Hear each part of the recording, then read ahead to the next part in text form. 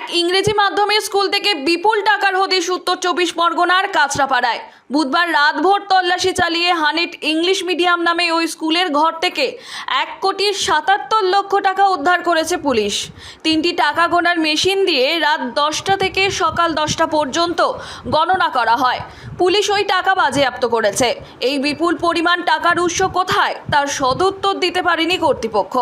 ঘটনায় স্কুলের ক্যাশিয়ার অভিজিৎ নাথ ও assistant accountant Sayan ঘোষকে আটক করেছে বীজপুর থানার পুলিশ।